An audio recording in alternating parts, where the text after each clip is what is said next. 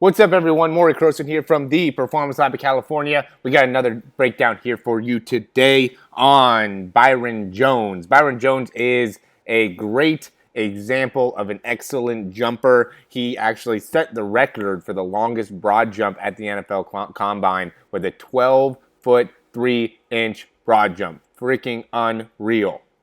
We're going to go into his broad jump, and then we're also going to go into his vertical jump and just go a little bit into what are some of the differences. We'll obviously start off the broad jump because that's what is just freaking crazy. But then from there, we'll go into the vertical jump. So, and really the big thing is some of the differences. So one of the big differences that I notice is, obviously one is going to be how you start the load and what the spine looks like when you're going through the load. So you can see here how he's very, very kind of straight there with the spine, almost like horizontal in how the spine is overall fixed.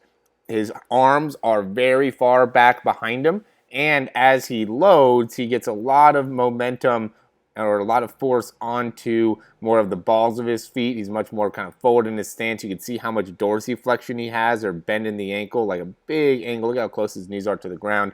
And then from there, he does an excellent job of syncing up his arms to his overall jump. So now from there, he's going from way back behind him and extending out. Arms really lead the way, right? So he's pulling those arms up, using the tightness that you have and kind of like the lats, and using the flexion that you have in like the anterior shoulder biceps. So your arms are very important here. And then he's going, and from this point, it's all core pushing down into the ground. So he's using the muscles that are in the calves in combination with the muscles that are in the ankles to really get some extension going there and maintain pelvis stabilization and really push off with the feet. And now from there, he's going into maximum extension, really using glutes, really using hamstrings, really using calves to get full range of motion here. And notice where he gets so far down low, close to the ground, and with his head, with his knees, with really everything. And then from there, he pushes straight, or he pushes almost outwards and upwards at the same time. Maximum extension. First thing he's doing is he's going fully into extension. He has lumbar extension in like his low back. He has full extension here of his hips, full extensions of the knees, and you could even see how much extension that he gets in his ankles is freaking crazy, or plantar flexion there. So then he goes from there. He does a good job of getting all the way back behind him, and then very quickly he's able to go through that kind of running cycle almost, where he brings that heel to his butt, then cycles those knees up in front of him and is able to get the legs out in front and land in that 12-3 position. Look at how, I think it's craziest when he's like at 6 feet. Look at that, how his feet in that transition in from going from so much extension to then being able to drive those legs back up and through and then land there.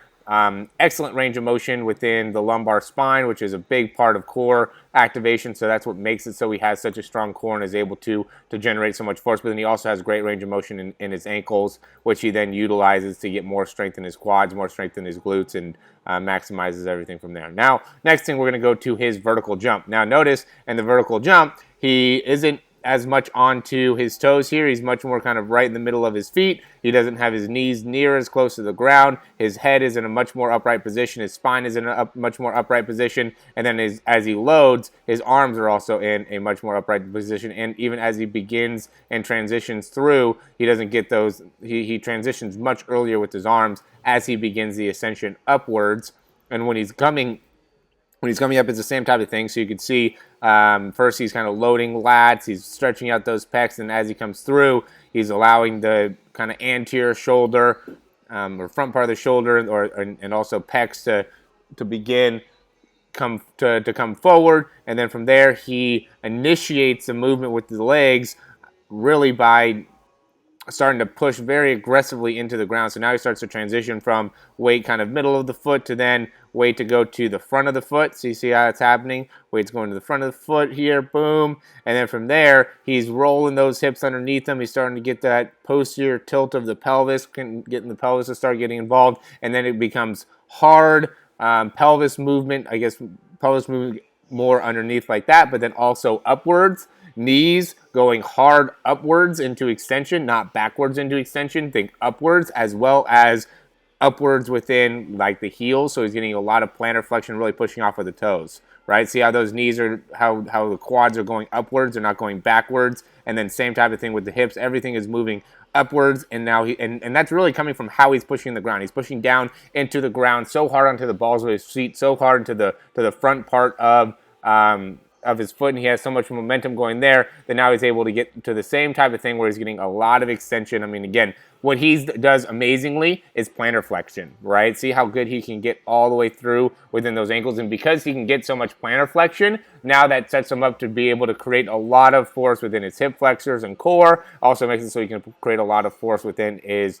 glutes in order to maximize those positions, and you do that over a long enough period of time, and you're going to be able to jump higher and higher and higher. So he has certain frameworks, certain sets of mobility that really makes it so he can maximize his overall ability to create force and power. And so you have to, there's always like this common thing where, what do you want to get first? You want to get mobility? Do you want to get stability? Where do you start?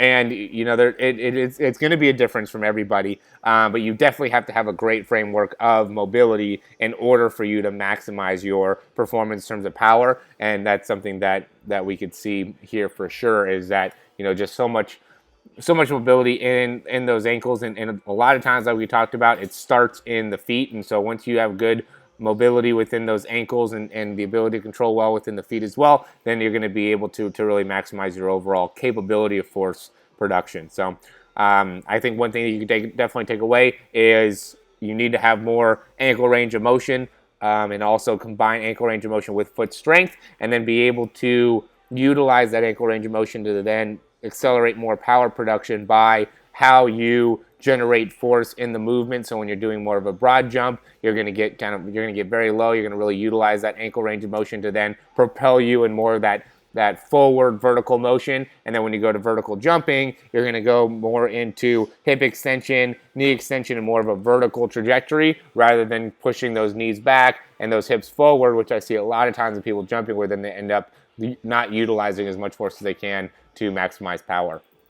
All right, a lot of information there. I hope you guys could stay along. And if you have any questions, though, please reach out to me, Morey, Morey, at yourperformancelab.com. Check out some of the stuff that we got online. We got throw programs, we got speed programs, we're going to have jump program in terms of a video. I mean, even if you're interested in getting personalized jump stuff, we already have a whole training an online training platform that we can definitely utilize to help you improve your jumping, and we'll also go and break it down in terms of jumps as well. So always trying to provide you with more content. Byron Jones here, excellent jumper. And so yeah, if you have any questions, let us know. We'd be happy to hear from you. And thanks for watching our videos. We'll see you soon.